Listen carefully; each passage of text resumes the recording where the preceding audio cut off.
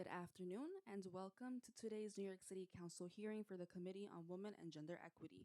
If you would like to testify, you must fill out a witness slip with one of the Sergeant at Arms in the back of the room, even if you signed up online to testify. At this time, please silence all electronic devices, and no one may approach the dais at any time. Chair, we are ready to begin. Good afternoon, everyone. Today is Friday, February 27, 2026. I'm Councilmember Amanda Farias, Chair of the Committee on Women and Gender Equity.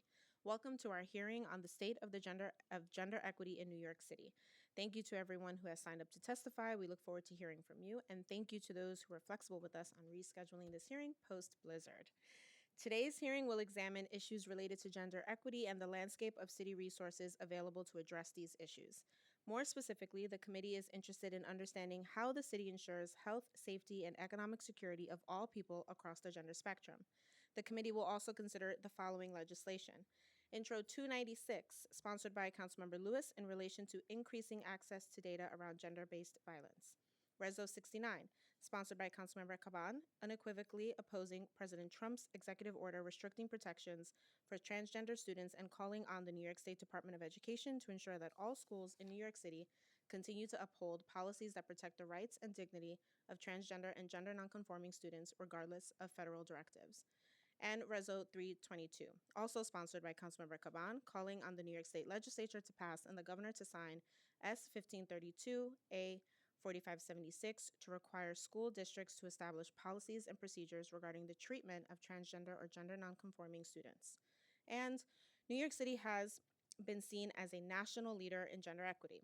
The New York City Human Rights Law prohibits discrimination based on gender equity. Furthermore, entities like the Commission on Human Rights and the Mayor's Office to End Gender-Based Violence and the Mayor's Office of Equity and Racial Justice all administer programs with the purpose of advancing gender equity. Despite these initiatives, and in these times we're currently living through, which feels as if we are regressing, true gender equity remains out of reach. Safety remains a critical concern for women, people of color, and LGBTQ individuals, with data indicating high rates of domestic and gender-based violence. In 2024 alone, the NYPD responded to approximately 250,000 domestic violence incident reports. The rate of sexual assault continues to be an issue for many, with the NYPD recording approximately 14,000 complaints annually. Furthermore, gender-based health disparities persist across New York City for transgender, gender nonconforming, and non-binary TGNCNB people. TGNCNB individuals face higher rates of discrimination in health settings, with NYU Langone Health deciding to close its prominent transgender youth health program. Many are worried about finding doctors willing to continue their care.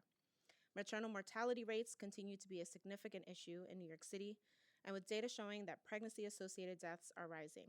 Moreover, reproductive health clinics in the city have been forced to pare back their operations due to federal funding cuts. One long-standing clinic in Brooklyn has closed 2 locations in the last year.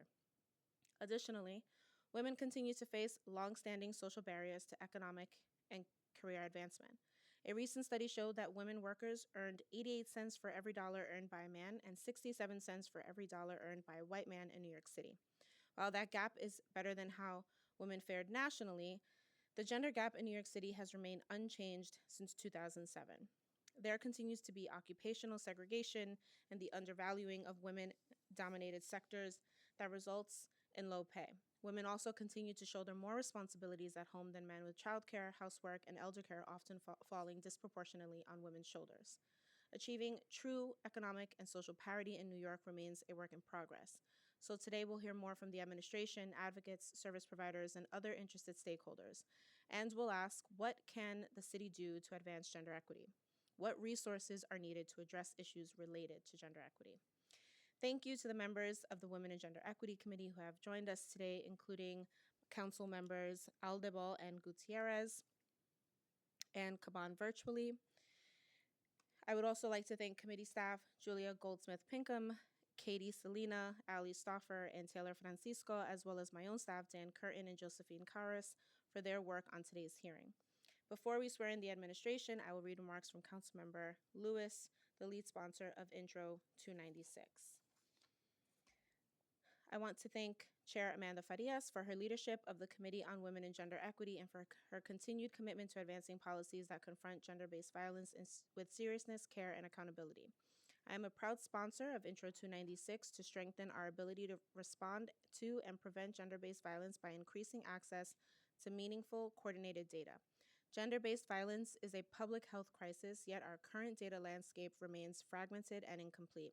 Critical interactions within healthcare settings, shelters, and child welfare systems are too often siloed, leaving gaps that prevent the city from seeing the full scope of experiences, pathways taken by survivors through our systems. This bill requires the mayor's office to end gender-based violence to conduct a comprehensive review of existing gender-based violence data and issue clear recommendations to improve collection, standardization, and public access. It also establishes reporting on screenings conducted in shelters and intake facilities, expands coordination across agencies including DOHMH, DSS, and ACS, and creates an interactive dashboard so policymakers, advocates, and service providers can better identify trends, service gaps, and opportunities for prevention. This bill is about ensuring survivors are not lost in the system, that agencies are accountable, and that our policies are informed by the realities people are facing across the city. I look forward to working with the administration on its implementation and to serving all communities affected by gender-based violence. And I thank Councilmember Lewis for presenting us a statement to read. I'll now call on Councilmember Caban virtually for her statement on her resolutions. Thank you. Can you hear me, Chair? Yes, we can hear you. Awesome. Apologize in advance for bouncing around. Mercury is in retrograde and I'm in a tow truck because of that. So good morning. Thank you to Chair Farias, the members of the committee, and to everyone who has joined us for this important hearing. We're hearing two resolutions of mine that really strike at the heart of our responsibility to protect every child in our city and our public schools. The first, Reso 69, expresses the council's opposition to the executive order issued by Donald Trump called Ending Radical Indoctrination in K-12 Schooling, which seeks to roll back essential protections for transgender students. That executive order included threats to withhold federal funding from schools that recognize students' gender identities and chosen names and pronouns, or allow them to use facilities consistent with those identities. It also directed federal authorities to take action against educators who support the rights of transgender students and would force schools to violate students' privacy. Trump's order stands in direct conflict with the New York City human rights law, as well as the New York State Constitution, both of which explicitly protect individuals from discrimination based on gender identity and expression. And research consistently shows that hostile schools climates and stigmatizing policies contribute to increased levels of depression, substance use, and suicide risk for transgender and non-binary youth. The second resolution before us focuses on reinforcing existing state law for the protection of transgender and non-binary students. It calls on the state to pass legislation which would require every school district to establish clear policies and procedures for the treatment of transgender and gender nonconforming students. This legislation would build upon protections already established in the Dignity for All Students Act, strengthening students' rights and privacy. And so taken together, these two resolutions reflect our shared commitment to ensuring that transgender and gender nonconforming students are not treated as political pawns, but as young people deserving of the full protection of our laws. I'm looking forward to hearing testimony on them today and urge my colleagues to support. Thank you so much.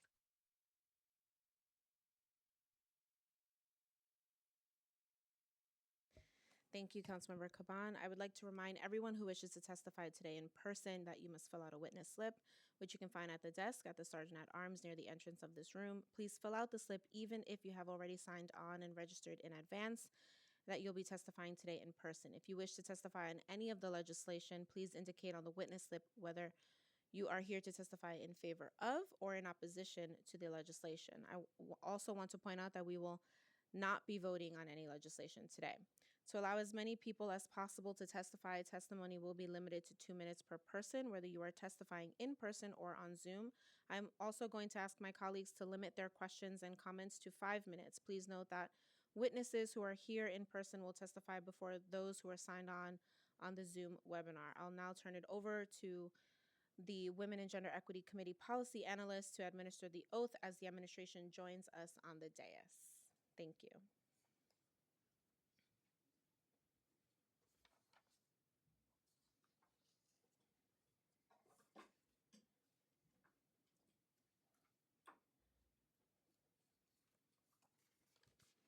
Good afternoon. Now, in accordance with the rules of the council, I will administer the affirmation to the witnesses from the mayoral administration. I will call on each of you individually for a response. Please raise your right hands. Do you affirm to tell the truth, the whole truth, and nothing but the truth before these committees, and to respond honestly to council members' questions? Hi, I do. I do. I do. I do as well.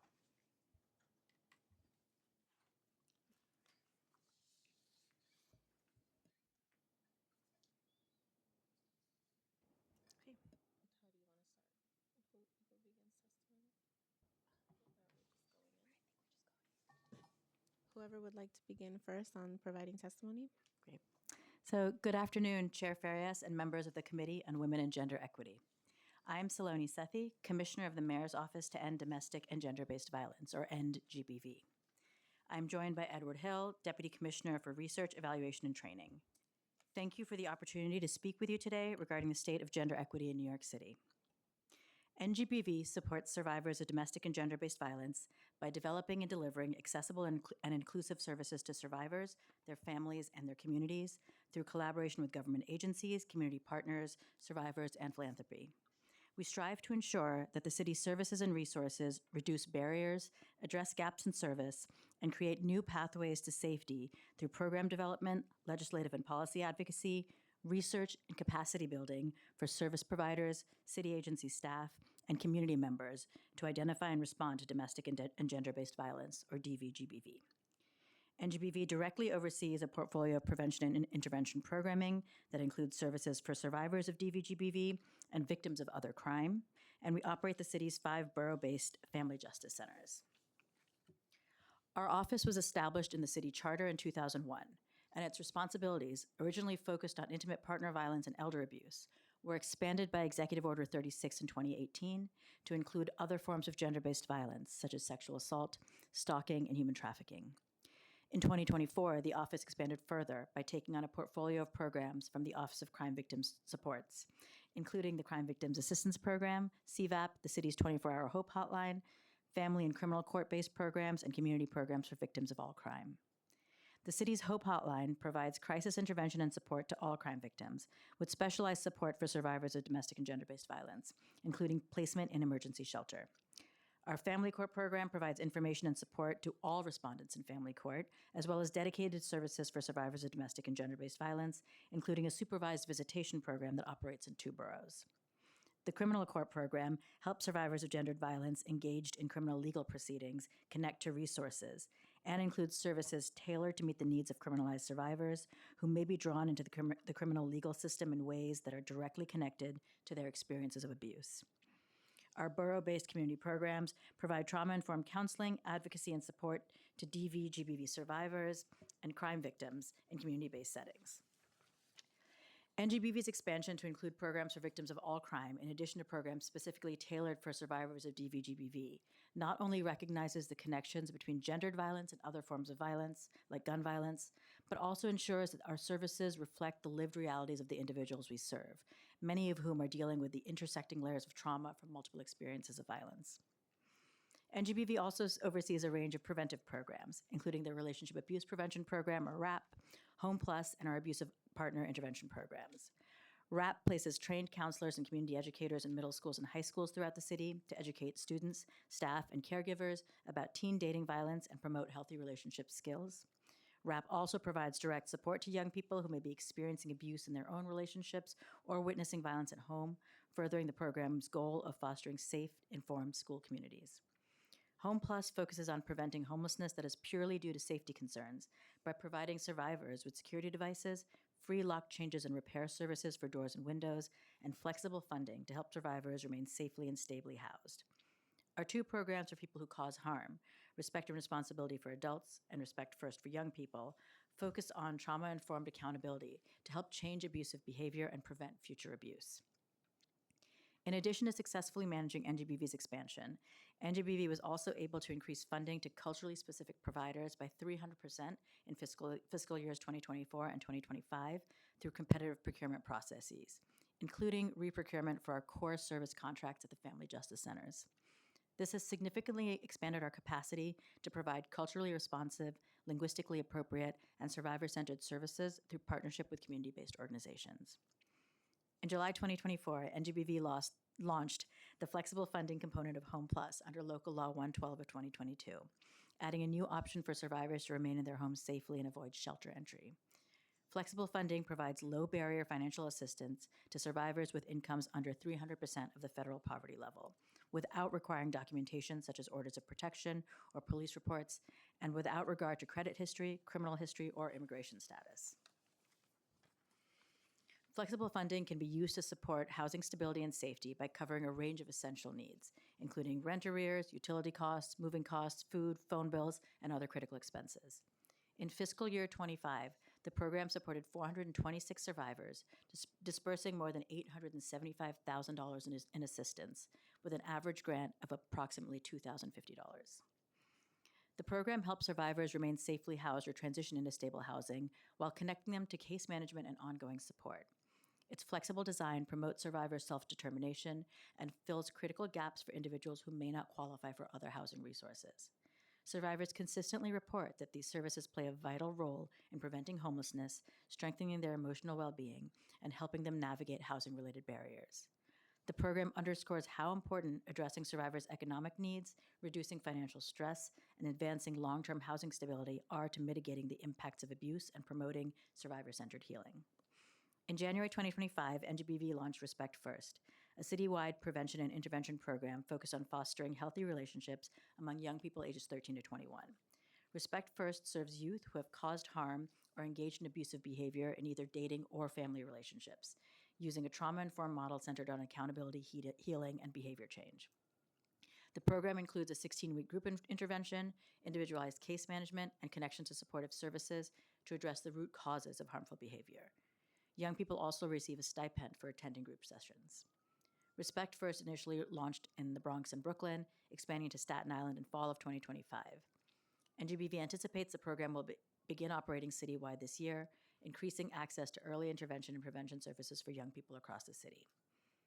In 2025, the city's 5 family justice centers served 15,362 clients and facilitated more than 61,000 client visits, connecting survivors to critical services including safety planning, case management, counseling, legal assistance, and economic support. In fiscal year 2025, the HOPE hotline received 93,942 calls, and CVAP responded to 46,435 victims of crime.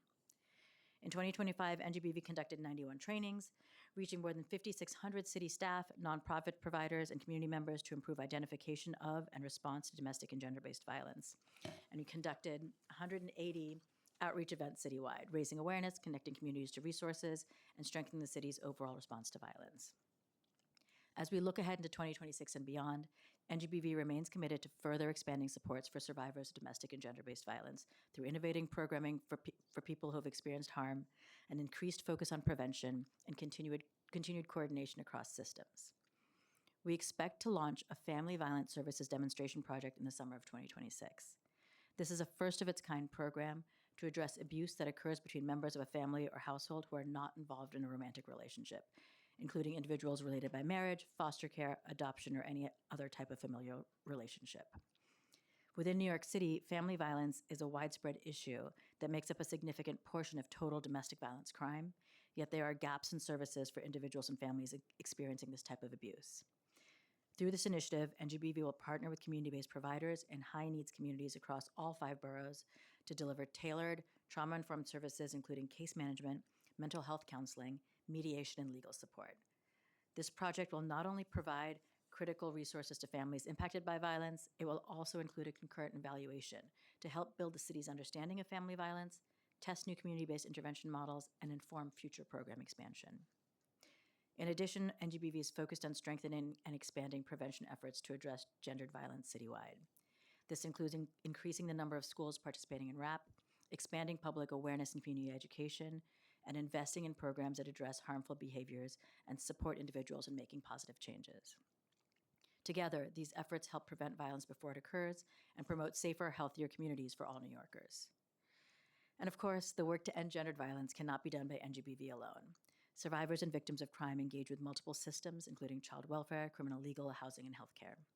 NGBV is committed to working with city agency partners, electeds, and community-based organizations to strengthen how survivors are identified and supported across these systems, to improve coordination, reduce barriers to access, and ensure survivors receive timely, trauma-informed, and survivor-centered support across all points of contact. Key collaborative efforts in 2026 include our Strangulation Roundtable, which aims to strengthen the response to strangulation across our healthcare, law enforcement, and social services systems, and our work to implement Local Law 160 of 2025, focused on enhancing systemic response to traumatic brain injury in partnership with healthcare experts and community-based providers. NGBV appreciates the opportunity to provide its position on the legislation under consideration today. We support the intent of Intro 296, increasing access to data around gender-based violence. However, we also have concerns related to feasibility, privacy, and capacity. The Department of Social Services would also like to note that nearly all of their screenings for gender violence are pursuant to New York State directives, and that those screenings are balancing between obtaining information and not chilling a DV survivor from pursuing services. We intend to connect with council post-hearing to discuss further. We look forward to continued collaboration with the council, our sister city agencies, and community-based partners to strengthen services, close gaps, and ensure that all survivors have access to the support they need. Thank you for the opportunity to testify today, and I welcome any questions you have.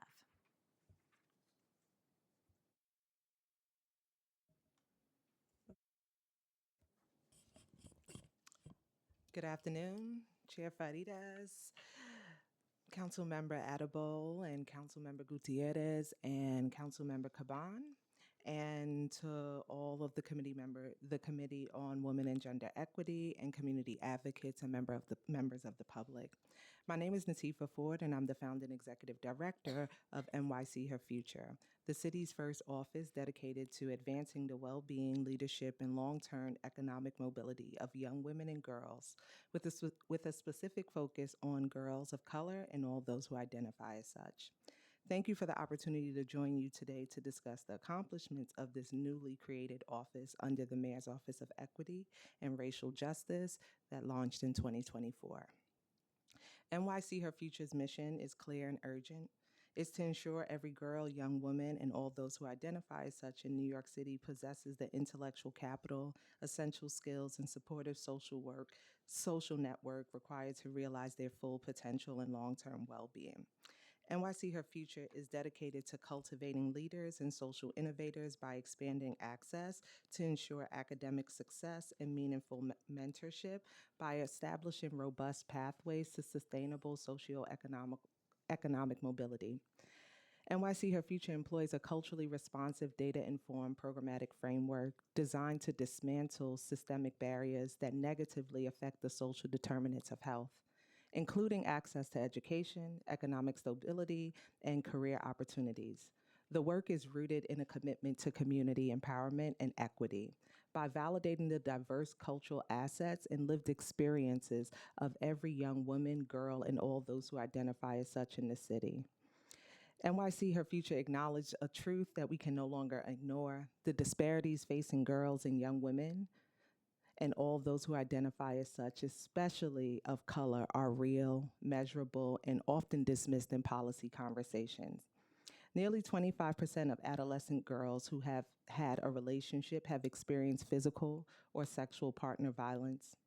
Women's literacy rates are lagging behind men by 7%, and the gap is even widened for women of color, with Black and Hispanic women falling 17% below the national average. Although girls continue to outperform boys academically, 4 in 5 report low satisfaction and higher stress in school environments, with Black girls often reporting the lowest levels of satisfaction across multiple measures of school climate. These disparities persist into adulthood. Hispanic women earn only 37%, and Black women earn only 42% for every dollar earned by a white man, a gap that can amount to nearly $2 million in lost earnings over a lifetime for Hispanic women alone. The data is clear. Young women experience higher rates of gender-based violence, disproportionate economic insecurities, and persistent gaps in mental health access and workforce development opportunities. NYC Her Future was built on the belief that equity must be operationalized. Equity in action means redesigning systems so that every young person has what they need and not just what's left over. At its launch in 2024, NYC Her Future was created with the intention to work in tandem with other gender focused entities, such as our sibling office, the New York City Young Men's Initiative, within the Mayor's Office of Equity and Racial Justice, to form a collective committed to our youth at large. Together, these offices are ensuring that thoughtful, targeted, and nuanced programming is not only created but accessible, culturally responsive, and rooted in the lived experiences of all young people. NYC Her Future is rooted in data, driven by equity, and committed to dismantling the structural barriers shaping the lives of girls, young women, and all those who identify as such across our city. NYC Her Future is an innovative and is an innovation and investment hub within the city. The office serves as both a thought partner and a funding catalyst to city agencies across New York. Together, we design, pilot, and evaluate initiatives that serve as a proof of concept for sustaining baseline investments and scalable models to advance gender equity citywide. NYC Her Future recognizes that advancing gender equity is collective work. We stand on the shoulders of long-standing advocates, organizations, community leaders who have led and fought for generations, including our city partners here with us today, the Commission on Gender Equity and the Mayor's Office to End Domestic and Gender-Based Violence. The work is interconnected and it should not operate in silo. NYC Her Future is housed within the Mayor's Office of Equity and Racial Justice, which encompasses 4 offices: the New York City Young Men's Initiative, as I mentioned before, the Commission on Gender Equity, NYC Her Future, and the Unity Project. Working collectively to advance racial, gender, and economic justice under the Chief Equity Officer and Commissioner Afua Atawensa's leadership, MOERJ ensures gender equity is understood and deeply interconnected with race, class, immigration status, disability, and age, and it is not siloed. Since launching in 2024, NYC Her Future has received a programmatic budget of nearly 2.5 million in fiscal year 25 and 26. NYC Her Future has strategically invested in a portfolio of programs that serve all young people, prioritizing young women and girls of color and all those who identify as such. These programs are not theoretical, they are producing measurable results. During our inaugural year, we planted seeds. Since then, the office grew and has shown what is possible when purpose meets partnership. NYC Her Future's investment in 7 programs has reached over 28,000 young people across New York City. Our funds are a coordinated portfolio of programs designed to dismantle systemic barriers that negatively affect the social determinants of life, using evidence and community-informed insight to design programs that address existing disparities and reduce the likelihood of those disparities continuing in the future. Whether the office is developing intervention-based programs or preventative initiatives, the goal is always to respond to real needs with strategy that creates long-term impact. As of fiscal year 2025, NYC Her Future's investment in the citywide nursing residency program in partnership with the Mayor's Office of Talent and Workforce Development continues to strengthen the pipeline for newly licensed nurses from underrepresented communities. Through hand-on clinical trainings, mentorship, and evidence-based practices, the program serves 1,440 participants and achieved a 94% retention rate. These initiatives not only stabilize the nursing workforce, but built a more diverse, community-rooted healthcare system that expands equitable access to maternal health and allied health professions. Through Health Career Connect, a partnership with the City University of New York, the office further reduced financial barriers to high-needs healthcare career students by providing vouchers, academic guidance, and access to 18 credentialing tracks. The program served 356 students, achieving a 91% completion rate. Beyond healthcare, NYC Her Future is deeply invested in youth workforce pathways in partnership with the Administration of Children's Services. Future Force has provided 57 young people involved in the child welfare system with individualized career coaching, vocational training, and a full financial support for certification and materials. In addition to a 3,360 completion stipend, this initiative directly addresses low post-secondary enrollment, limited professional network, and high unemployment among foster youth. NYC Her Future also recognized that leadership pipelines must include civic and justice pathways. The Law Project, a program in partnership with the Department of Youth and Community Development, expands early exposure to legal careers through 22 legal literacy lessons, mentorship from justice sector professionals, and a multi-round mock trial. Serving 32 participants, this initiative counts as the persistent underrepresentation of women of color in law and public leadership. NYC Her Future school-based initiatives continue to reach young women at scale. My Sister's Keeper is a citywide initiative in partnership with New York City Public Schools serving over 25,000 girls that coordinated professional development, events, showcases across multiple programs dedicated to empowering girls and young women. This initiative includes their ambassador program, a 2-year fellowship for high school students centered in mentorship, social justice projects, financial literacy, leadership development, and college readiness. The GEMS chapter that fosters mentorship, sisterhood, leadership, and identity exploration, and ROSE, a mentorship empowerment program focused on self-esteem, leadership, community service, and violence prevention. Together, these programs create a comprehensive ecosystem of support that nurtures confidence, leadership, and lifelong success. Also implemented in partnership with the New York City Public School is the Young Women Empowerment Program, which provides mentorship, social emotional support, and college and career exploration for 16 school sites and across 10 school districts. This program has served 320 middle and high school students, improving confidence, academic persistence, and post-secondary readiness. Looking ahead, NYC Her Future will deepen its work to address persistent disparities by strengthening partnerships with city entities and collaborating with agencies to design innovative, equity-centered programs that respond to the unique challenges faced by women and girls of color. This next phase is encouraging and intentional. We are working on the following items.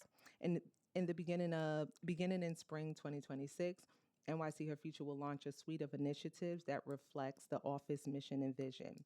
The Motherhood Initiative, developed with the Department of Youth and Community Development and the Department of Correction, will provide trauma-informed, family-centered mental health supports for incarcerated mothers at Rikers, promoting family reunification and long-term stability. Design Her City, created with the Department of City Planning, will expand youth's access to civic leadership and urban planning pathways, ensuring meaningful participation in shaping the built environment. Finally, the STEAM AI Fair, in collaboration with New York City Public School, will offer students an opportunity to develop STEAM projects with a focus on artificial intelligence and emerging technologies for a competition.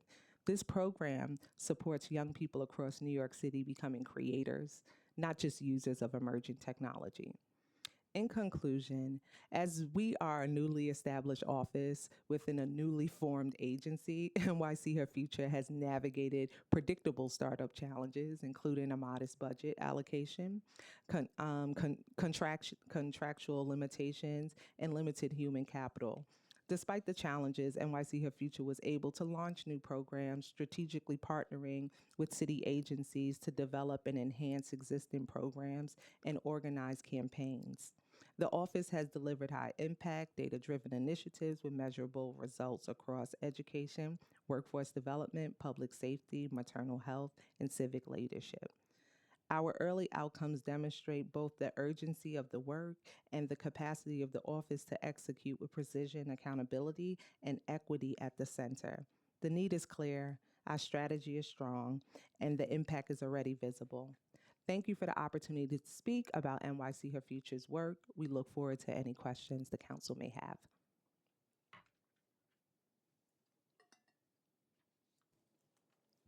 Good afternoon, Chair Farias and members of the Committee on Women and Gender Equity. I am Priya Nair, the Executive Director for the New York City Commission on Gender Equity, or CGE. I'm honored to bring nearly a decade of experience advancing inclusive, mission-driven policy across New York State and city government. It was great to hear the testimony from my colleagues from NGBV and New York City Her Future, NYC Her Future, and I'm looking forward to the opportunity to discuss the state of gender equity in New York City and to update you on CGE's accomplishments, current projects, and our plans for the future. So the Commission on Gender Equity, we were established in 2015 and codified in the charter in 2016, and CGE works to advance gender equity for both the city's workforce and the communities we serve. CGE serves an advisory role in city government, uplifting key issues and making recommendations to the administration to reduce inequities facing women, girls, transgender, intersex, gender nonconforming, and non-binary New Yorkers. Through policy and advocacy, data-driven reports and publications, interagency collaboration, and public engagement, CGE works to strengthen gender equity for New Yorkers across our three focus areas: economic justice, health and reproductive justice, and safety.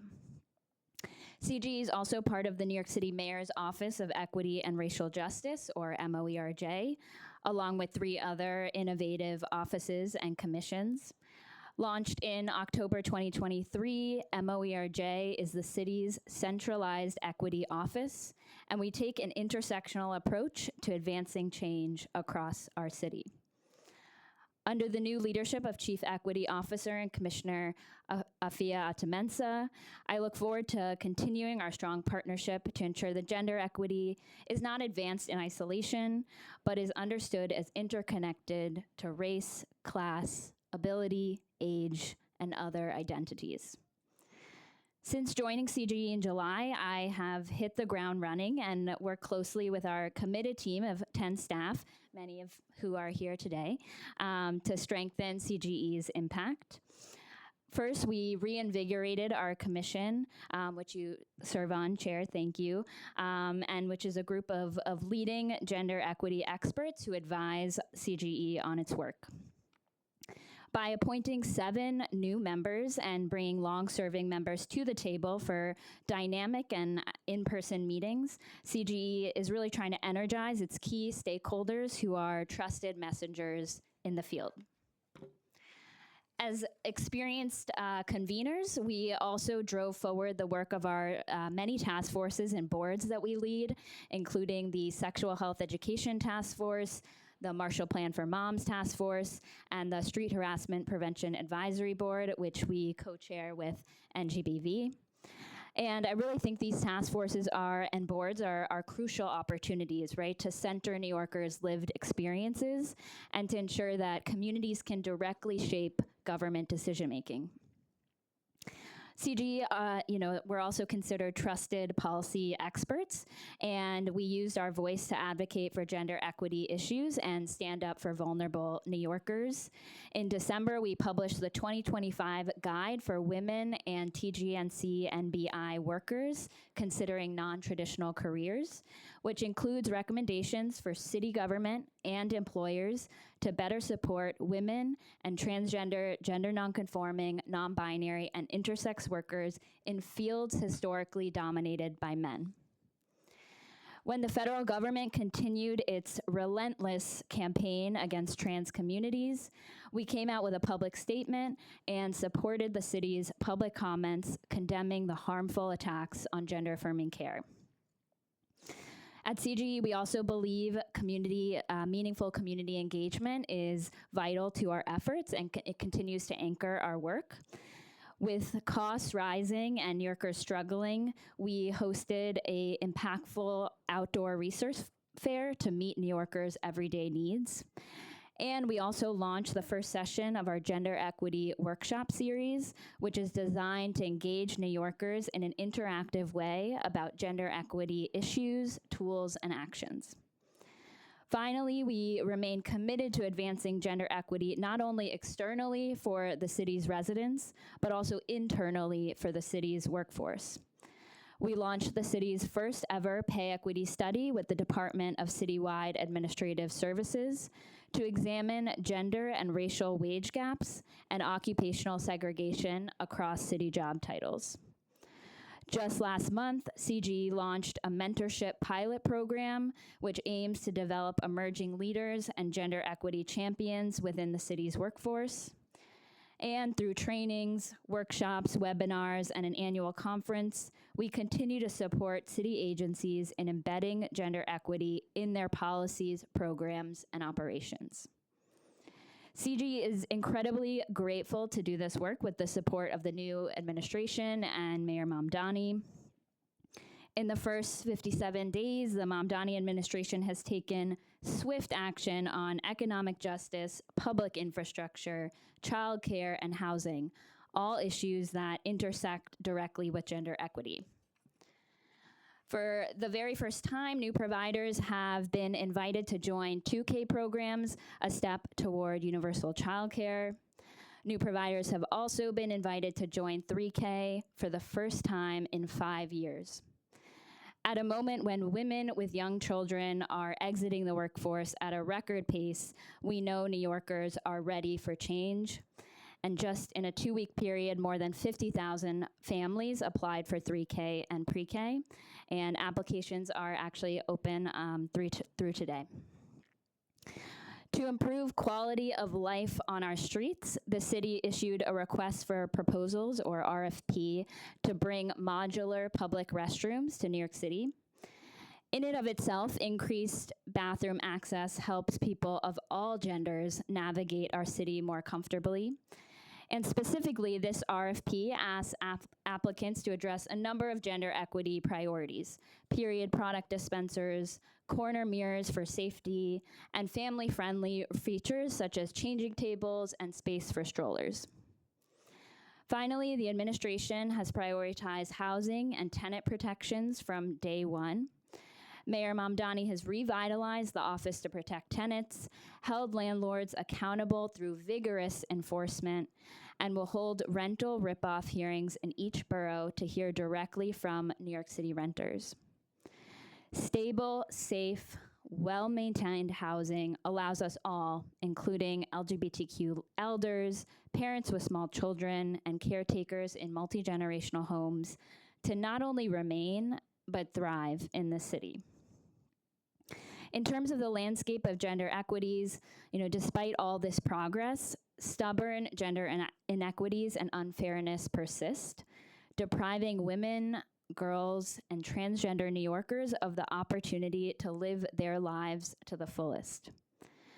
On pay equity, progress is so slow that the time to reach parity is now measurable in generations. If progress continues at the same pace it has okay, great. Thank you. Mercury is in retrograde, as Councilmember Caban said. Yeah. If progress continues at the same pace it has in recent years, it will take until 2088 to reach pay equity between all working women and men. For Latinas, it will be over 4 generations, or until 2160, to reach parity with white men. For Black women, over 5 generations, or until 2183. And for American Indian, Alaskan Native women, it will be over 11 generations, or until 2393, to reach pay parity. Women workers, especially women of color, are disproportionately concentrated in lower paying occupations, which tend to offer fewer benefits, less flexibility, and limited access to paid leave. Across the state, working mothers also face a motherhood penalty, with their wages being 65% of that of fathers who experience a fatherhood bonus. Pay gaps are actually even worse for women with disabilities, who nationally are paid just 56 cents for every dollar paid to men who do not have a disability. For transgender, gender nonconforming, non-binary, and intersex people, data remains limited.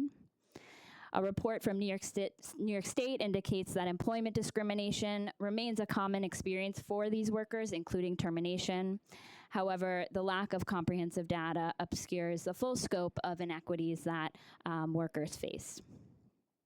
In terms of healthcare and street safety, while New York offers significant healthcare protections to patients and providers, we reside in one of only 4 countries in the world to have rolled back reproductive rights since 1994. We know that the ongoing attacks on gender-affirming healthcare follow the same harmful playbooks as attacks on abortion access, making it an especially alarming time for anyone, particularly young people, who need this care. At the same time, for both patients and providers, gender and racial discrimination worsen experiences and outcomes in healthcare settings. One of the clearest examples is the city's ongoing maternal mortality crisis, where discrimination is a contributing factor in half of pregnancy-associated deaths. Meanwhile, as federal actions exacerbate rising healthcare costs, even insured New Yorkers increasingly delay or forego care due to cost and fears around medical debt. While healthcare affordability and access impacts people in every community, LGBTQ+ people report being significantly more worried about paying for medical bills than non-LGBTQ people, and women, especially Latinas and Black women, report higher levels of concern than men. Feeling safe on city streets and public transportation also remains a challenge. The Street Harassment Prevention Advisory Board survey, which more than 3,700 New Yorkers participated in, found that 7 out of 10 respondents reported experiencing street harassment in New York City. Concerningly, more than half of respondents reported that it began when they were a minor. And after a street harassment incident, half of respondents changed their regular route or commute, and almost 30% considered moving out of New York City entirely. Given the significant rollbacks of human rights protections that disproportionately impact the communities CGE serves, and the ongoing effort to cut off federal dollars from a range of initiatives that support equity, our work is as urgent as ever.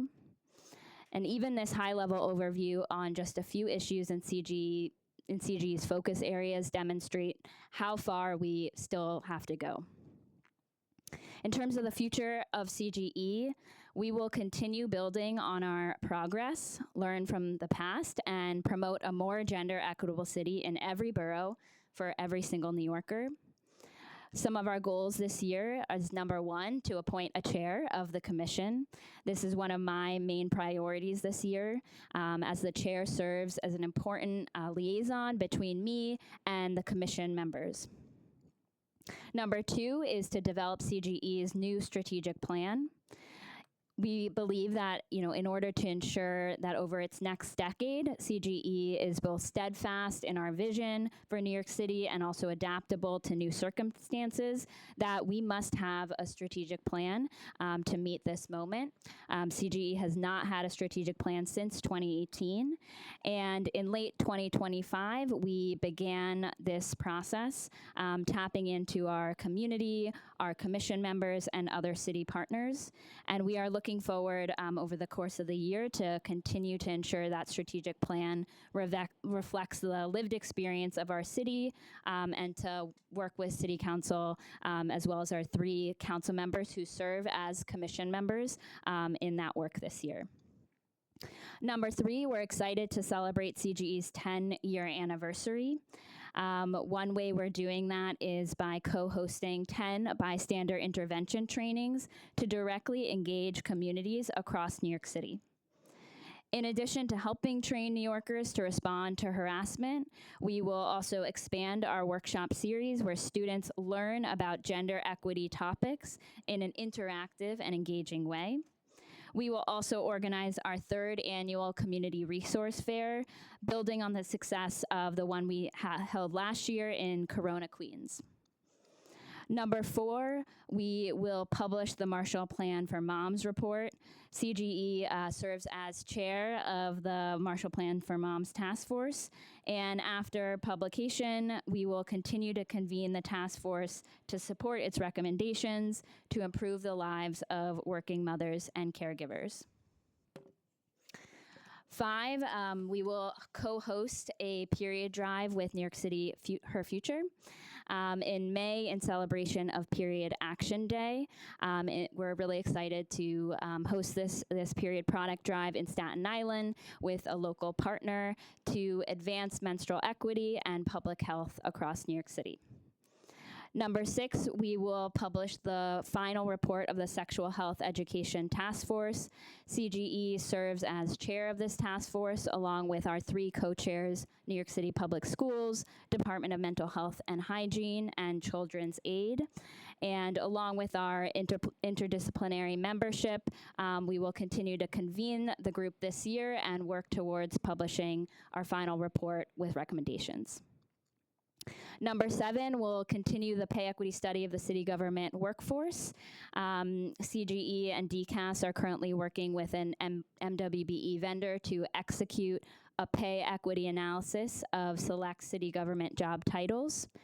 This June, the job title evaluation will enter the second year of its 4-year project to identify occupational segregation and gender and race pay disparities within the city government workforce.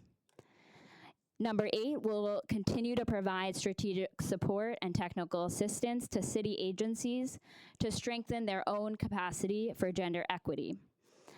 We'll convene the 3rd annual Gender Equity Interagency Partnership Conference in April, which is an interagency gathering of city workers. And we'll continue to offer ongoing trainings, tools, and learning opportunities that support agencies in integrating gender equity into their policies and practices. Lastly, we will support the pay equity data collection and implementation study for private employers.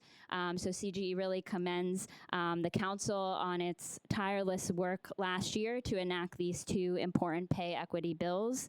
These laws were high priorities for CGE and our commission members because they will strengthen pay transparency by requiring large private sector employees to report pay data by gender, race, and ethnicity.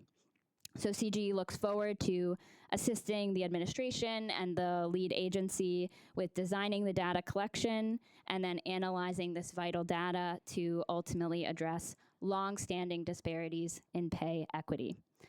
Thank you so much for this opportunity and looking forward to speaking more. Thank all of you for your very thorough testimonies this morning. I'm like, do I even need to ask questions?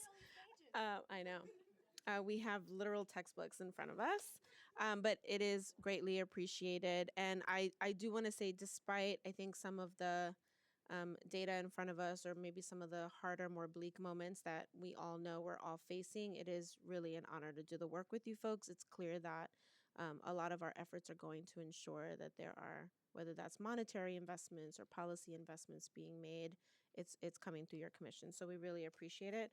I'm going to start off with some questions for CGE, and I will just premise here too. I'd like to, and I believe I have, like, budgetary finance questions for every single one of you, as I've heard it nod to some of the staffing capacities that we have and the limitations that some of that brings.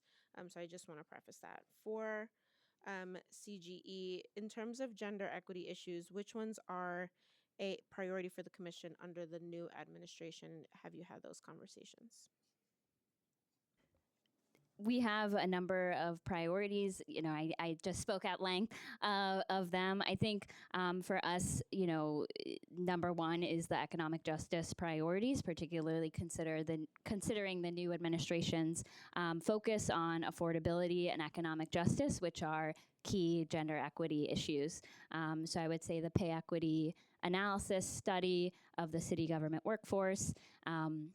Supporting the lead agency on the pay equity study of the private workforce, as well as the publishing of the Marshall Plan for Moms report, which is also an economic justice issue, considering mothers, shoulder the responsibility of caregiving.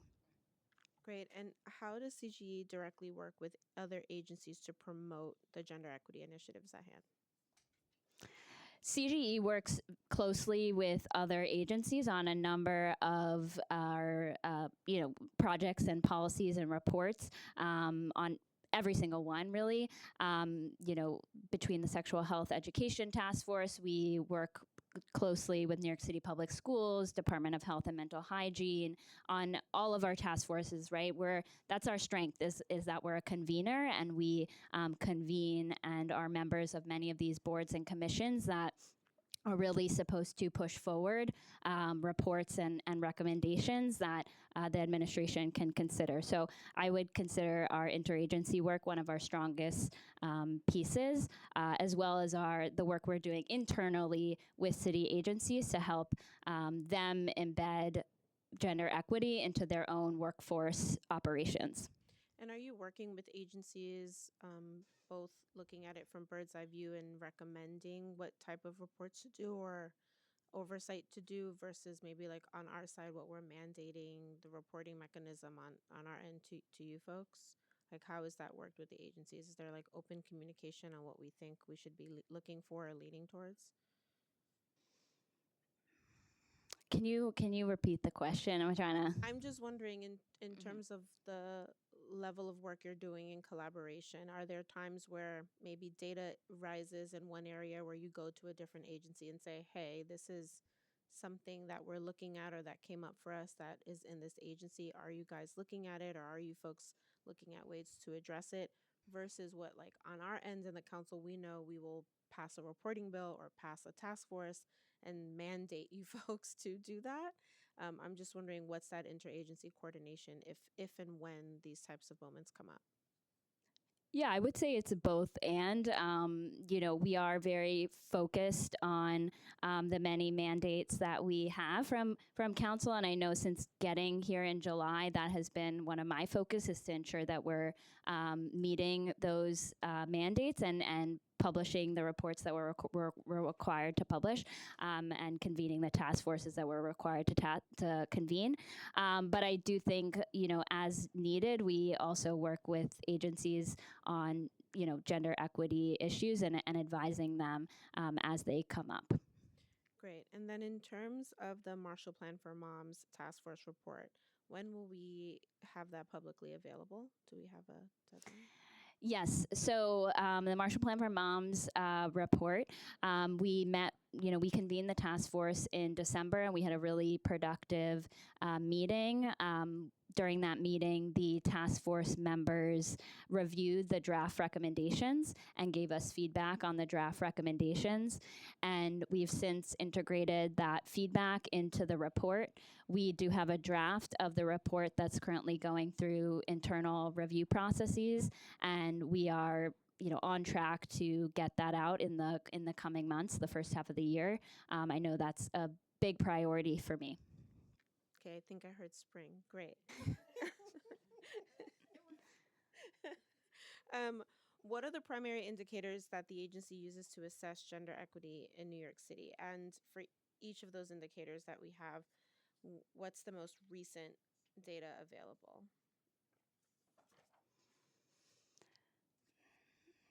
I would say, it depends on the issue area, right? We look at data across our different focus areas: health, safety, and economic justice. So it really depends on the issue area. It's kind of hard to answer that question because it's quite broad, but we would work with the relevant agency in that focus area to look at the data that's available. Okay. And so from that, I'm assuming you would say, since the economic justice focus, it's like the biggest trend and the highest indicator of concern at the moment. Sure. Okay. And then how many staff members does CGE currently employ, and how many vacancies does CGE have? So I manage a team of 10 staff currently. In terms of vacancies, we are not hiring for any posted positions at the moment, and we're continuing to have conversations about hiring in the future.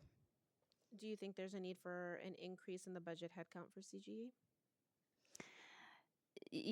Because the prelim budget's out, and then there's going to be prelim hearings, budget hearings in the coming weeks.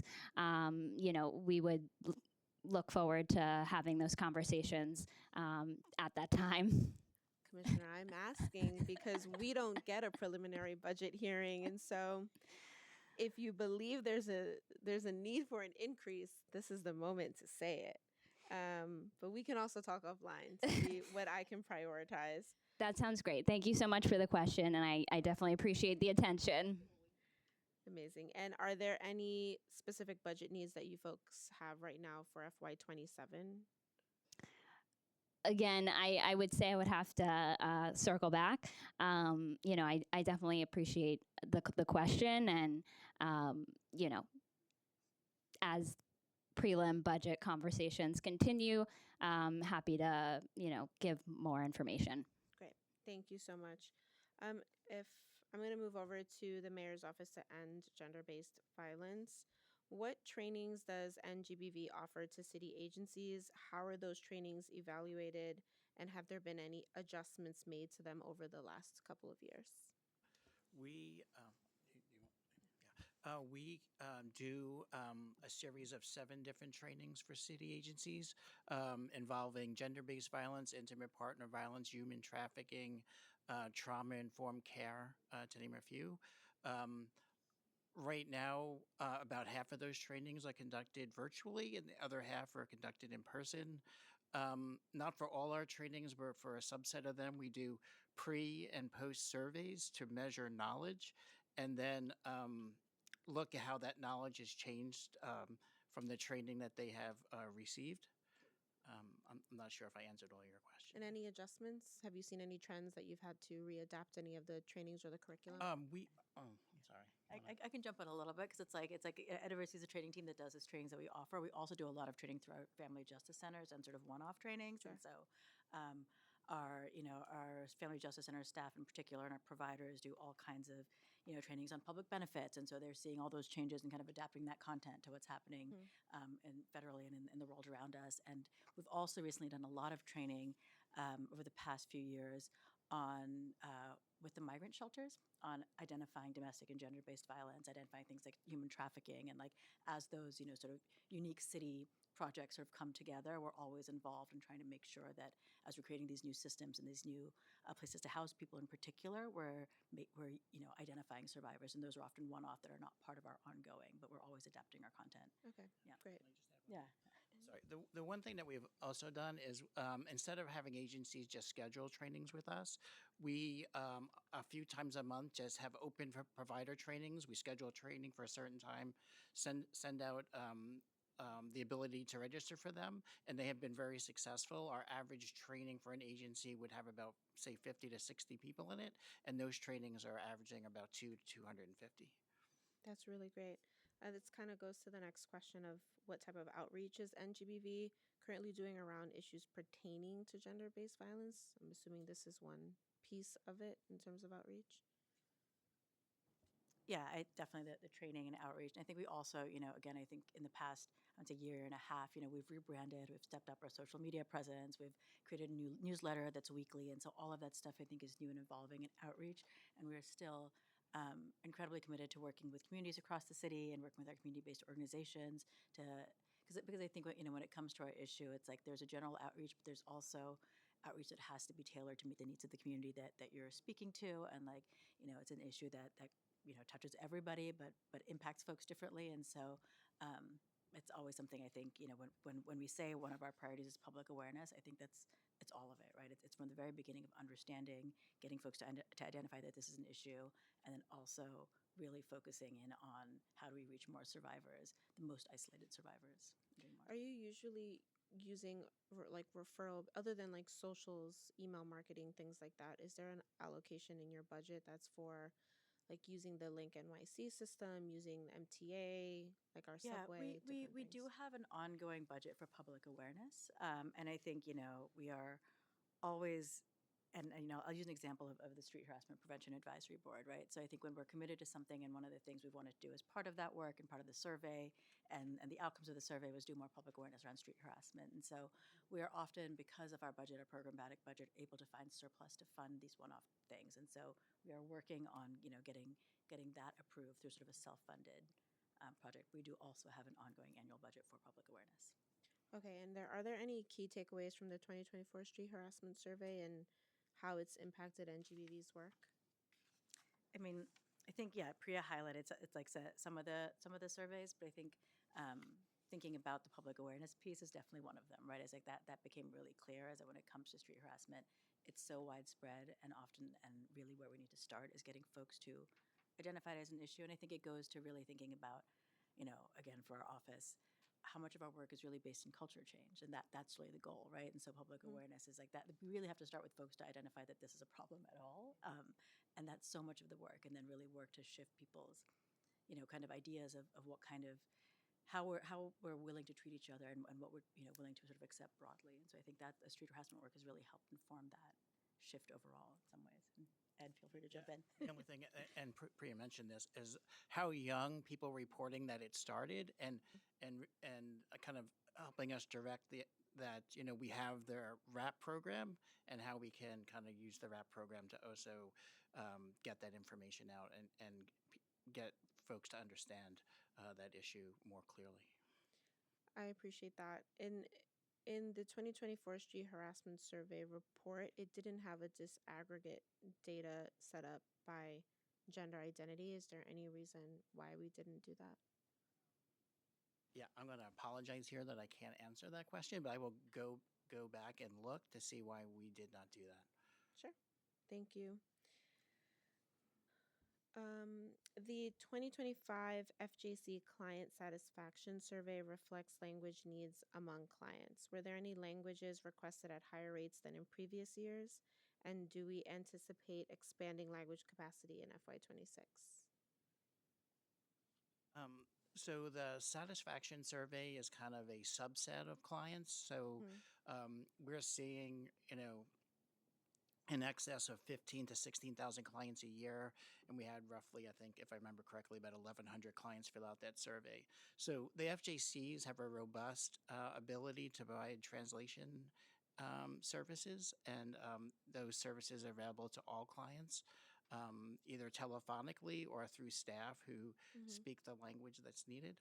Yeah, and we can go back and see if there's any trends in terms of language access and language use. We don't have that on hand. I will say, anecdotally, it's like we're generally able to accommodate everybody, even if it takes a little while.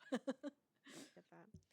And according to your testimony in October, the Fatality Advisory Committee, established under Executive Order 36, will conduct its first case reviews this year. Do you know when the first report will be available? So the Fatality Advisory Committee, it'll do its first review later this year. I'm hoping for the August-September timeline. That is a little fluid because there are a lot of steps involved in getting agencies to collect information for us, and getting making the family aware of the victim that we're doing this, and giving them an opportunity to weigh in on that. But we're hoping for, I'd say, the August to September timeline. The FAC operates under the Department of Health Institutional Review Board, so it's considered a research entity. And to preserve the identity of the both victim and perpetrator in the case that we're reviewing, we are not we're not allowed to identify them. So we can't publish a report each year. We have to wait till we get a sufficient number of cases reviewed that we can issue a report, and people wouldn't be able to identify the victim that we whose cases we reviewed. Is the discretion of that percentage at your discretion, or is there a threshold that you're trying to meet? That's actually at the discretion of the IRB, and having conversations with them, we haven't settled on what that number would be. I would, since we'll be doing one case this year and then 2 cases a year going forward, it might be 3 or 4 couple years before years. we can do a case Okay. or a For report, those I should say. folks in the room, I'm a new chair, so we're going back on some things to check in, but that's great. That makes more sense, and that gives us a better understanding of when we should check in. And then I'd like to ask some questions on Intro to Nycc.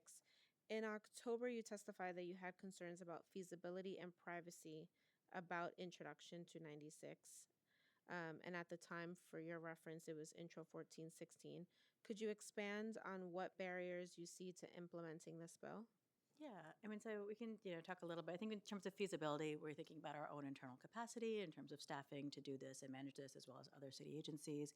I think we're also thinking about how data is currently collected around city agencies and thinking about the various state mandates. So ACS and DSS may have different state mandates and how they're reporting on this issue. And so I think there's some work done to be done there, and sort of how do we align this and do this in a way that makes sense. I also think when we're thinking about the healthcare system, the bill did mention that the healthcare system, we're thinking about feasibility, especially with like the private hospital sector and HIPAA and how we get some of that information. On the privacy side, it really is around reporting data in aggregate, which we do on our website, but really thinking through what are the times when the numbers are so low that we may not want to report because it could potentially make a survivor unsafe or make them identifiable, right? If we're talking about shelter data. So I think broadly I think it's all things that we could sort of talk through, but just would love to have the conversation. And Ed, feel free to jump in. Yeah, I mean, I would love to hear your feedback on that so I can work with the prime sponsor on a bill that feels feasible to both you folks on the other end, the administration, and for what the prime sponsor would like to see as a result in the reporting. I do think it's comprehensive data that we really need to look at, but I totally hear some of the concerns you're raising. Let's see. And when we would tend to agree, right? I think it's one of those things where it's great to have other data sets on this topic in addition to the criminal justice data, which we usually rely on. Yeah. If I could just add one thing. I think from the privacy issue that the commissioner raised, I think is like probably the primary concern that I would have as a data person. And that is, and that all comes down to the kind of demographic data that we want to include. The more demographic data you include and geographic location heightens the risk that someone might be able to actually identify the actual person who's in the aggregate data. I think that's like probably the biggest concern, but I do think that's something that we can talk through and kind of hopefully resolve. Sure. Thank you for that. I'd like to go into some of the annual reports and big day. You're like, buckle in. Okay.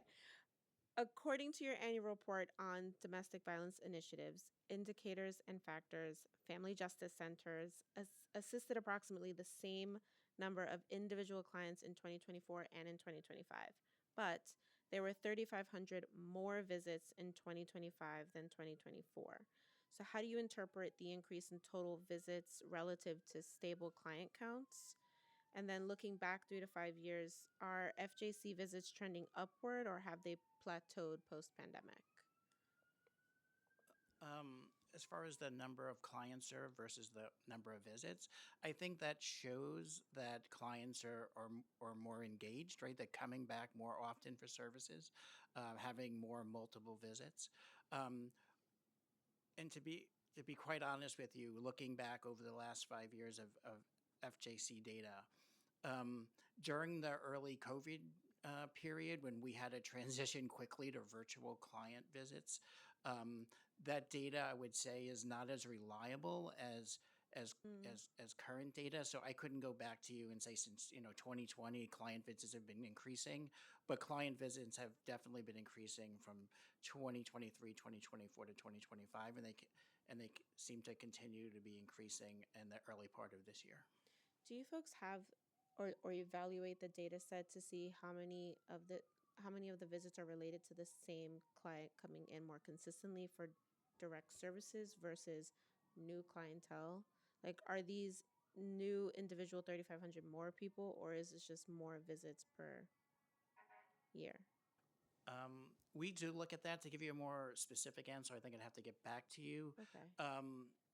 The number of new clients has stayed relatively stable. So a lot of that increase in visits are people who have already been engaged coming back more.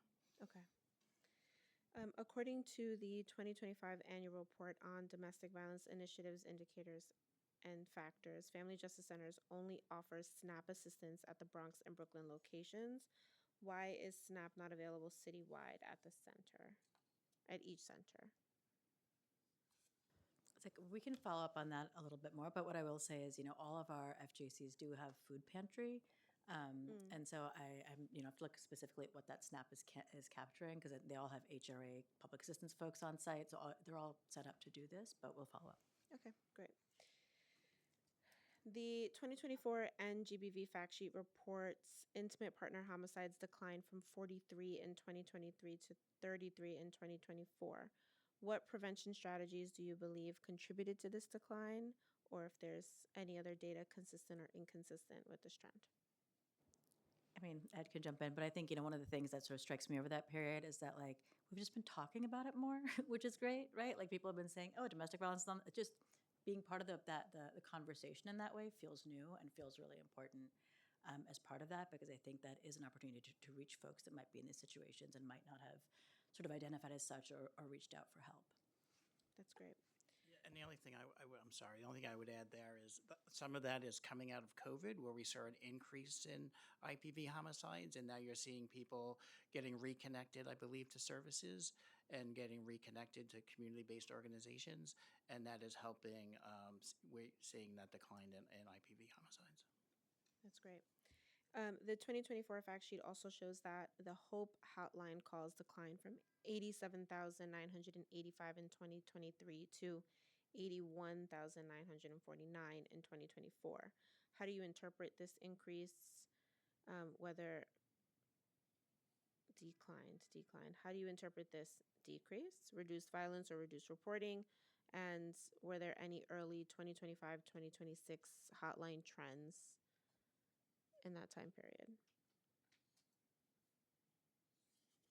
I'll start and pass over to Ed, but I think in general, I would assume it's reduced reporting, not necessarily reduced violence, right? Because I know we haven't seen that the data, the violence has been reduced, and so I think again for me in particular, as I think about this is where like the public awareness piece just feels so much more important to like all the work that we do, and I think our office has done such a good job of focusing on services, and I really think it's time to shift more on like how do we do more on prevention, public awareness, outreach, and just make sure that people know. I mean, in New York City, I feel like that's a forever job, making sure that folks know about the resources available. So, yeah.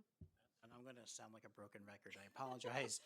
I see some of the declines that you're seeing. If you would go back into like the 2019, 2020 time period, you'll see that the numbers spiked significantly during COVID, especially after the first 3 or 4 months. And I think what you're seeing now is kind of return to the mean, the number of calls going back down closer to what they were pre-COVID. Although I will say they're still elevated from that time period. Okay. And in the 2024 fact sheet also notes efforts to improve tracking of the number of virtual visits to family justice centers, as you mentioned. Has virtual service tracking been fully standardized in 2025? I wish I could say yes. So we have actually implemented what we thought was going to be a fix to easily track virtual visits. I mean, not to get technical here, as it turns out, we put that tracking piece where you make the appointment. And so we track visits through a different table in the database, and we're having trouble linking that data. I've been working actually with OTI to figure out how to actually do that analysis so it's accurate. Okay. What kind of services are offered virtually? I mean, I think all of our services are offered virtually. And so I think, I think if you're, case management, counseling, all of that. But then if you're working with a lawyer, there are times you're going to have to come in and do an in-person visit. But on any legal services that we could do, immigration, legal, family law, virtually, we will. But there are times that you might have to. So Okay, great. And what percentage of FJC visits are currently virtual? As I noted, I'm having a little bit of difficulty linking the virtual Okay. checkbox on the appointments, but from the analysis that we are doing, preliminarily, it looks almost 40%. But will say I can get back to you once I work through some of the technical issues with OTI. That percentage might change. I don't think it's going to change a lot. Okay, I wrote kinda 40. Well, Okay. yeah, I'm sorry. I mean, I'm just trying to. Fine. Yeah. You're totally fine. And does this vary by demographic or geographic variables at all from what we're seeing? It doesn't vary by geographic very much, maybe within a few percentage points for each FJC. I have not looked at it further than that because of the technical difficulties that we're having. Sure.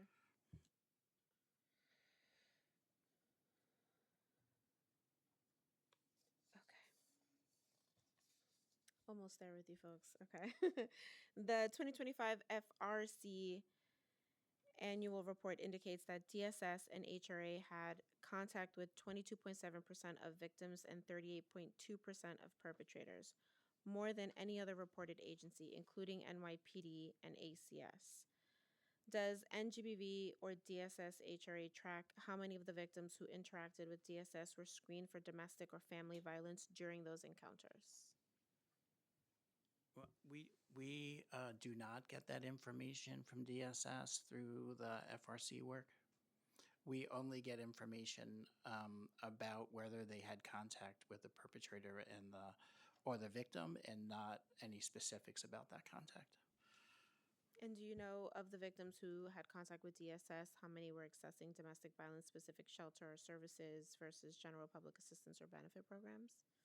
I believe that breakdown is in the report, but I Okay. don't have it in front of me, and we can get back to you with that information. Sure. Long-term fatality data identifies a disparity for Black men in family homicides with a 3.95 risk ratio, meaning they are represented among family homicide victims at nearly 4 times the rate expected based on their share of the general population. This risk ratio now exceeds the 3.53 risk ratio for Black women in intimate partner homicides. How is the city responding to this trend in family homicide patterns? I mean, I think this has been a key part of why we've been, developed this new program to address family violence specifically, right? Is that we've kind of recognized, looking at this data over time, that the IPV sort of homicides have been relatively stable, but where we're seeing the need and the increase is really on the family violence side, and we don't have dedicated services the same way that we do for IPV, and so, yeah.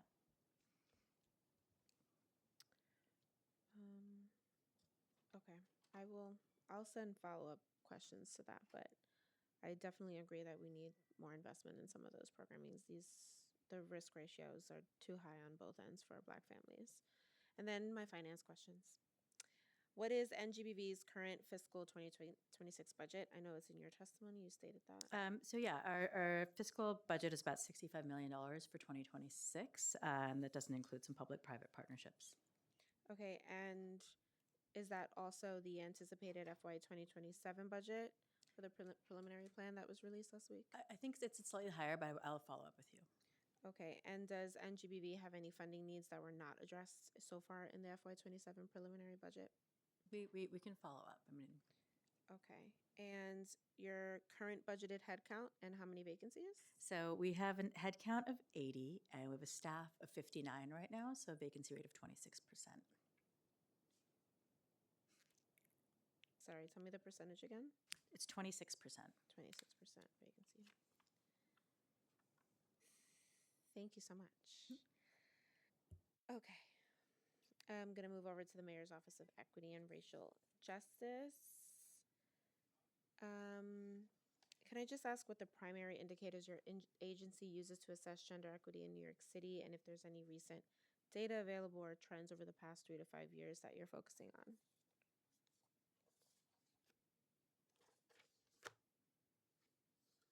Yes, no, maybe, no, okay.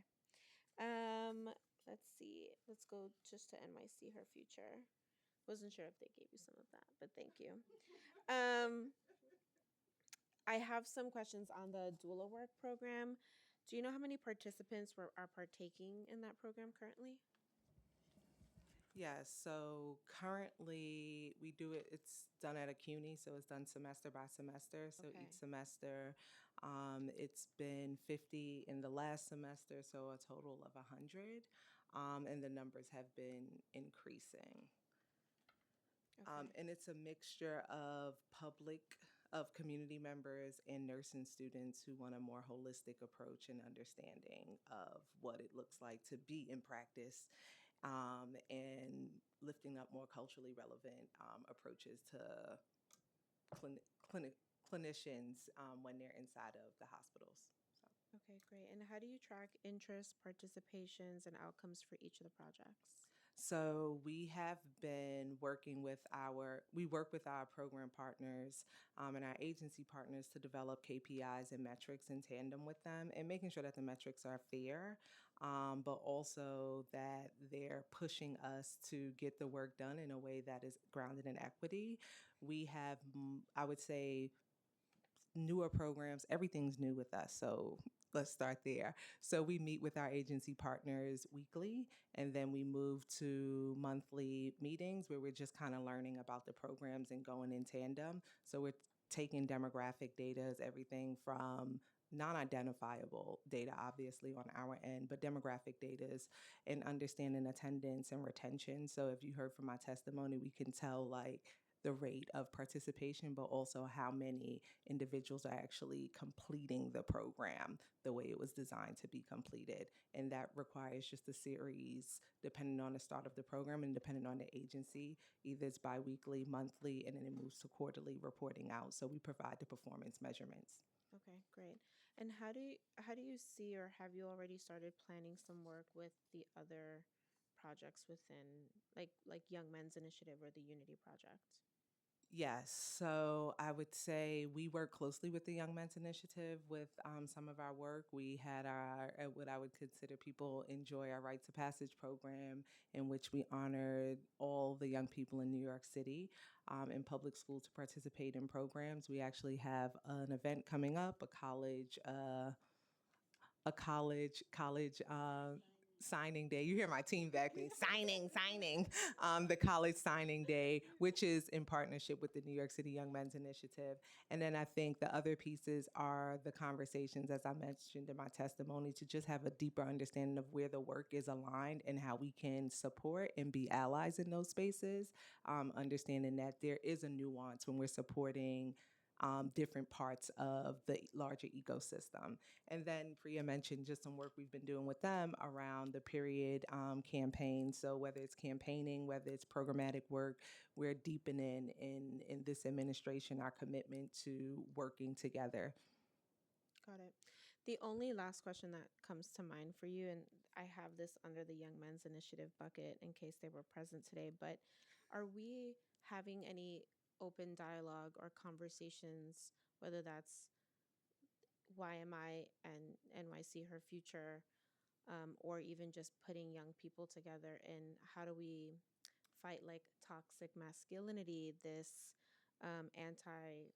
what I feel like is anti-woman narrative that gets out there, or even really like more specific things like revenge porn and things like that, where I think like we're in an age of lots of tech usage. We're in a space where these are young people in front of us where we can develop them a bit more. Like, are we having the harder conversations between these two projects, and how we have accessibility to young people, and hopefully how we can also integrate, their minds a little bit deeper as they are aging?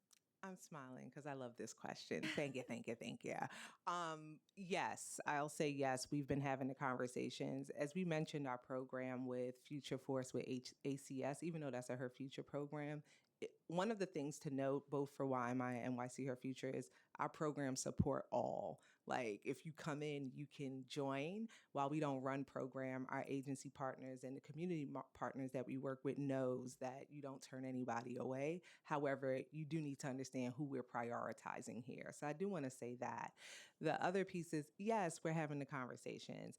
The program ACS Future Force, the piece that sometimes the KPIs and the metrics meet, was really about our young people talking to each other and having those conversations with each other and leading with this understanding that they have autonomy over who they're going to be and the things that they enjoy, but most importantly, how are they navigating social media and a lot of those pieces. We partner with NYC Service for the YA 50, which is a cohort of young people that come in that are advising our work. And a piece of it, these conversations keep coming up. So they're in the place of creating some, and they really put this all under mental health.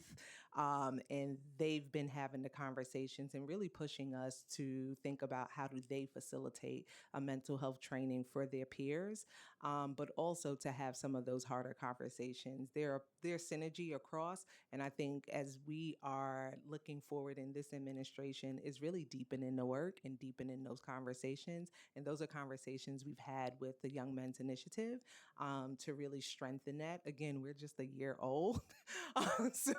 So it's there, but I really do appreciate the question because I think sometimes we forget that it is those conversations, the things that they're listening to on social media that kind of needs to be grounded in the work in a real way. So yes, yes, yes. Amazing. Yeah. I mean, I look at some of the data that's presented in front of me, and it's like this data is going to persist if we don't actually get into the work with young people really early and try to help shape a lot of what can change the culture, shifting the culture. So I appreciate the response. Yeah, and I was going to say, I think that's where we can deepen our partnership too, right? With some of our healthy relationship sort of work too, which is great. Amazing. Well, I don't have any additional questions. If anyone has anything left to say, this is your moment. If not, the dais is dismissed. Thank you so much for joining me today.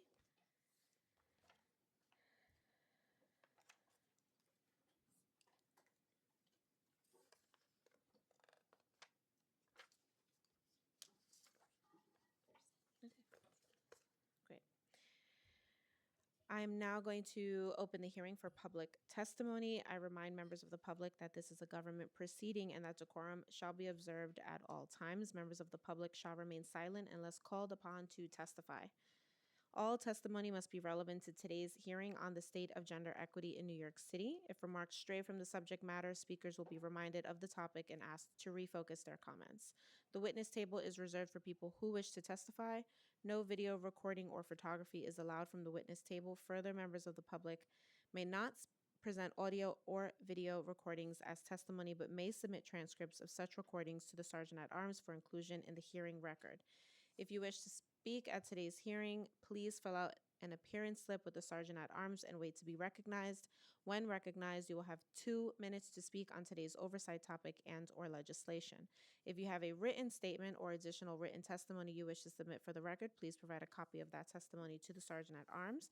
You may also email written testimony to testimony@council.nyc.gov within 72 hours of this hearing. Audio and video recordings will not be accepted. I'll now call the first panel. Adio Motane?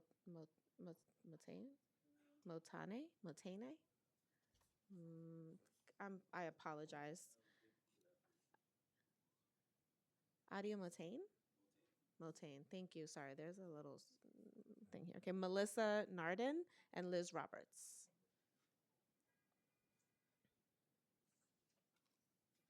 Next time.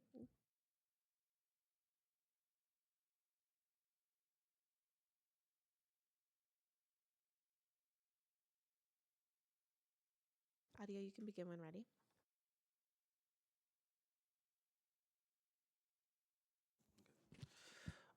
Good afternoon, Chair Farias and council members, and thank you for organizing today's hearing. My name is Adia Motain. I am the data manager at the Violence Intervention Program, also known as VIP.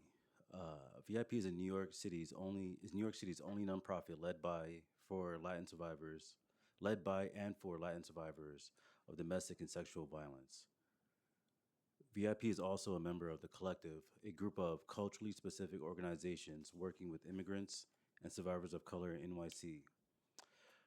The collective is proud to have collaborated with Councilmember Farrell Lewis on the drafting of Intro 0296, a bill focused on data collection by city agencies, in particular DOHMH, DSS, and ACS.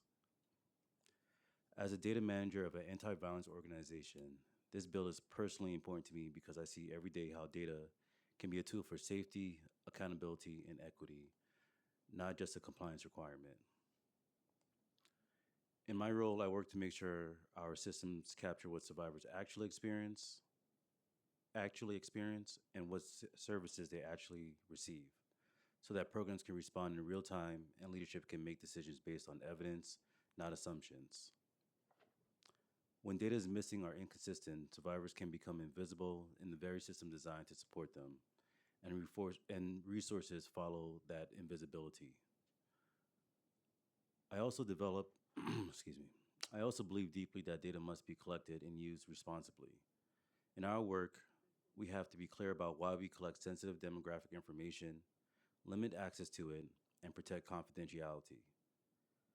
Because survivors should never have to trade their privacy for help. When when data practices are trauma informed and culturally responsive, they allow us to understand disparities without putting people at additional risk. The same is true for our city agencies. That they are not that they are not screened and counted.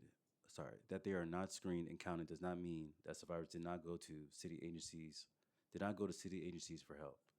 And if they're not counted, how can cities possibly reduce the violence experienced by survivors? It is necessary to hold agencies accountable for data collection and analysis. Without it, the city's strategies will be riddled with blind spots and tragically ineffective. Should I keep going? I have one paragraph. Okay. This council has the power to do something to change that, to make sure that all experiences of violence are counted and count in the formation of policy and resource allocation.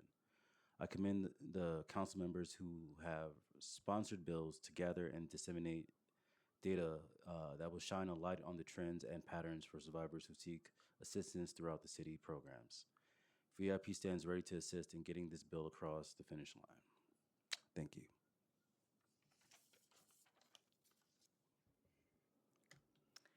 Good afternoon, Chair Farias. My name is Melissa Norden. I am the Executive Director of Bottomless Closet, a New York City-based nonprofit that has supported nearly 50,000 women entering and re-entering the workforce over the past 25 years.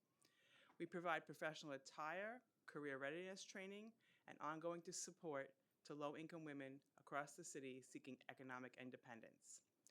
We are facing another She Session, where U.S. women, particularly mothers, are leaving the workforce at high rates due to unaffordable childcare, lack of workplace flexibility, increased caregiving burdens, and persistent wage gaps, leading to significant drops in female labor force participation, with over 500,000 women exiting the U.S. workforce in 2025. The New York City unemployment rate is over 5.5% for the first time since the pandemic. It's close to 10% for women of color, who make up 90% of our client population. The National Institute of Health reports that 1 in 2 survivors of gender-based violence in the U.S. report losing a job due to abuse. Survivors lose a total of 8 million days of paid work each year, which is equivalent to roughly 32,000 full-time jobs. I am here representing Bottomless Closet in strong support of this legislation requiring the Mayor's Office to end gender-based violence, to strengthen coordination, transparency, and reporting around gender-based violence data citywide. Gender-based violence is not a marginal issue in New York City. It's pervasive and systemic. According to the NYPD, there are more than 200,000 domestic incident reports filed annually in New York City. Nationally, the CDC reports that 1 in 4 women experience severe intimate partner violence in a lifetime, and New York City mirrors these national trends. In New York City shelters, a substantial percentage of families with children entering the system cite domestic violence as a primary cause of homelessness. These numbers represent not just incidents, but disruptions to housing stability, physical health, employment, and long-term economic mobility. At Bottomless Closet, we see the economic impact of gender-based violence every day. survivors forced to leave jobs due to safety concerns, missed work because of court dates, medical appointments, or relocation, financial abuse resulting in damaged credit and barriers to housing, and workplace instability linked to trauma-related health challenges. Yet our system often operates in silos. Law enforcement collects one set of data, healthcare providers another set, social services, child welfare, housing agencies, and workforce programs collect additional pieces. Without coordinated integration, we lack a full picture of how gender-based violence correlates with unemployment and public benefits usage. This legislation moves the city towards a comprehensive, evidence-based response. I'm going to stop you there just because your time has expired and we have the testimony with the rest of the statement. Okay, thank you so much. You can begin. Good afternoon, Chair Farias, and to my colleagues from VIP and Bottomless Closet. Thank you for the opportunity to provide testimony on the state of gender equity in New York City. My name is Liz Roberts, and I'm the CEO of Safe Horizon. We're the nation's largest nonprofit victim assistance organization, and we reach 250,000 survivors of violence, abuse, and exploitation every year. I want to talk today, and I'll keep it brief, about how gender-based violence, including domestic violence, sexual assault, child sexual abuse, and human trafficking, is preventing us from achieving gender equity in New York City.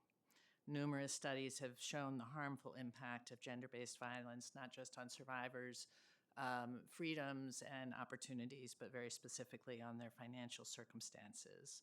And we know that these forms of violence, of course, affect New Yorkers of all genders, but the impact on girls, women, transgender and non-binary people is disproportionate and severe. So to address these pressing issues, we are urging the City Council to continue to invest in a diverse array of services and programs for survivors, as you have done for many years. We know that City Council discretionary funding can make a huge difference in quickly connecting survivors and their families to services in their communities. We're also calling on the City Council and the Mayor to develop and invest in a comprehensive citywide plan to prevent gender-based violence. While the city has invested in significant ways in services for survivors and for those who cause harm, and of course, we know there are many unmet needs. We feel that the investment in prevention of violence at its root, or further upstream, if you will, is woefully inadequate. And we need a bold strategy that goes further upstream, essentially to prevent gender-based violence before it happens. That was so fast. Just to end, while these facts, we know that all these forms of gender-based violence damage the long-term health, mental health, and economic opportunities of survivors. We know that financial abuse is very often, I would say almost always, a part of the picture, and that interference with job advancement is very often a part of the picture. We also know what works: timely, trauma-informed interventions that meet the needs of survivors in every community, and we're so grateful for the Council's investment in the DOVE Initiative, the SAVE Initiative, the Initiative to Combat Sexual Assault, and for persons involved in the sex trade. So I want to urge the Council to maintain and enhance funding for those initiatives, and with a reminder that many of the nonprofits in this space have lost funding due to new federal policies or threatened with lost funding. We receive threatening letters from the feds all the time at this point. It's really alarming, and so our reliance on the Council and the city is greater than it has ever been. Thank you. Thank you all so much for your testimony today. This panel is now adjourned. Thank you. I'm going to move to virtual testimony.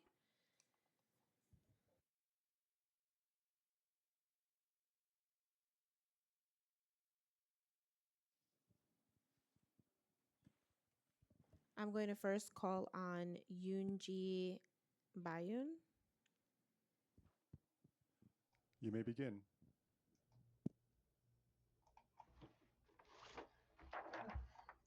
Good morning, Chair Amanda Farias and council members. Thank you for the opportunity to testify today and for your leadership in addressing the urgent needs of survivors of gender-based violence in New York City. For over 35 years, the Korean American Family Service Center, KAFSC, has worked alongside survivors, many of many of them immigrant women and children, as they rebuild their lives after abuse. Our team provides counseling, legal and housing assistance, financial support, workforce development, and youth programming, and we operate a 24-hour hotline, bilingual hotline. We are also a proud member of the collective coalition of community-based organizations serving survivors of color and immigrant survivors across New York City. Every day, KAFSC meets clients who come to us as a last resort after months or even years of suffering in silence. In 2025, our hotline responded to 4,923 calls, and our advocates supported nearly 3,000 survivors and family members. Yet these numbers do not tell the full story. Many survivors in our community remain unseen and uncounted, and many are hesitant to seek help through police or other city systems because of language barriers, fear related to immigration status, or mistrust based on past experiences. I want to share a brief story that reflects what we see every day.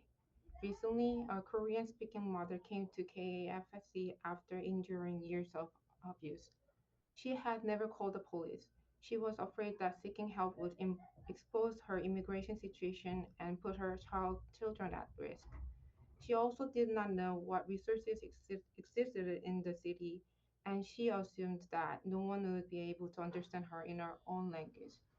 When she finally reached our hotline, she did not start by naming the violence. She started by asking quietly, "Is this confidential?" Our advocate was able to reassure her, speak with her in Korean, and explained her options step by step. Over time, with counseling and safety planning, she was able to access medical care, secure legal support, and move towards safety housing. Her story is not unique, but it is often invisible in official systems because she never filed a police report. That is why we strongly support in 296, sponsored by Council Member Lewis, previously in 1416. This bill is an important step towards closing the gap between what city data captures and where survivors are actually seeking help. Too often, the data that drives planning and funding decisions relies heavily on police reports, which can understand immigrant survivors and others who do not feel safe reporting to law enforcement. In 296 would help the city build a more accurate picture by incorporating information from the setting where survivors often turn first, including hospitals, shelters, and community-based providers. With a fuller view of need, the city can better target outreach, allocate resources, and strengthen service coordination across all agencies and neighborhoods. On behalf of KAFSC and the survivors of family we serve, thank you for your leadership and commitment to making New York City safer and more inclusive for all. Thank you. Thank you so much for your testimony, and feel free to email over that testimony so we have it on file to testimony@council.nyc.gov. I'll now call the next virtual participant, Iman Gad. You may begin. Good afternoon. Thank you, Chair Farias and members of the committee for this opportunity. My name is Iman Gad, and I'm the Manager of Policy and Advocacy at Girls for Gender Equity. GGE works intergenerationally through a Black feminist lens to center the leadership of Black girls and gender-expansive young people of color in reshaping culture and policy through advocacy, youth-centered programming, and narrative shift to achieve gender and racial justice. We are here offering this testimony today on our experience as a small Black, queer, and immigrant-led nonprofit organization doing critical racial, gender, and sexuality justice and liberation work in the context of today's hostile world. As I need not tell you, we are in the face of democratic erosion nationally and the normalization and validation of sexual violence against girls and gender-expansive youth, as noted by the lack of accountability of perpetrators in the Epstein files. This, paired with the continual presence of ICE in our communities, is impacting the mental health and well-being of youth that attend our programs, as well as youth across the city at large. Our youth feel powerless, which our staff has been responding to in real time by shifting program curricula, increasing one-on-ones, updating in-office safety protocols, and developing a whole new organizing arm and campaign to tend to current real-world needs and re-empower our young people. To further exacerbate these problems, attacks against DEI and racial justice work have led foundations to steer away from funding our work.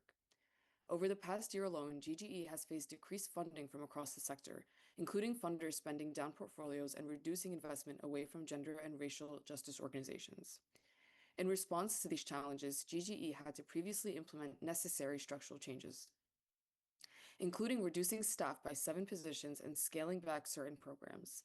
This current fiscal year, we are projecting a budget deficit of approximately $1 million, which underscores the urgency of securing multi-year flexible funding and a stronger partnership with City Council to stabilize operations and sustain impact not just for GGE, but for all small nonprofit organizations doing this critical work. This is why we formally launched the Alliance on Gender Equity, or AGE, at the end of last year and are requesting $300,000 in the form of a new City Council initiative to sustain this work. AGE is a youth-led space for political education, civic engagement, leadership development, and community building for Black girls, queer and gender-expansive youth of color across New York City. The coalition is three-pronged, consisting of 1, our GGE youth participants, 2, young BIPOC, queer, and gender-expansive youth aged 16 to 24, and 3, adult co-conspirators and nonprofit allies who are facing similar issues that I addressed above. So far, we have started convenings of these allied nonprofit organizations on a monthly basis to see how we can support and uplift each other with our unique and shared priorities as we face growing attacks against our work and our communities. On the youth side, we held a youth town hall in November 2025 centering young BIPOC girls, gender-expansive and LGBTQIA+ youth and cis male allies across all of New York City's 5 boroughs. We heard from them in 6 priority areas, including 2 areas that are of direct interest to this community: reproductive justice and gender and sexuality justice. AGE then took their grievances and recommendations and turned them into a list of demands for New York City and state, which is now the School Girls Demand Campaign we have formally launched this year. Due to time constraints, I will share the list of demands and list of city-specific requests on an appendix to this testimony. From these demands and more, you can see that GGE is doing the active work despite our financial constraints. With $300,000 in support from City Council through the AGE initiative, we hope to continue equipping young Black girls, queer, and gender-expansive youth to fight for a New York City that is resilient against harmful national forces working against them. Our goal is to also use these funds to support our education, mobilization, and outreach efforts to other smaller gender justice and queer liberation organizations, serving BIPOC, gender-expansive, and LGBTQIA+ youth who are facing the most financial strains but also have the most to lose right now. We hope you consider supporting us in these endeavors. Thank you so much. Thank you so much for testifying today. If there is anyone on Zoom or in person who has not testified and would like to testify, this is your opportunity to either use the raise hand function or to speak up now in the hearing room. Seeing none, this hearing is now adjourned.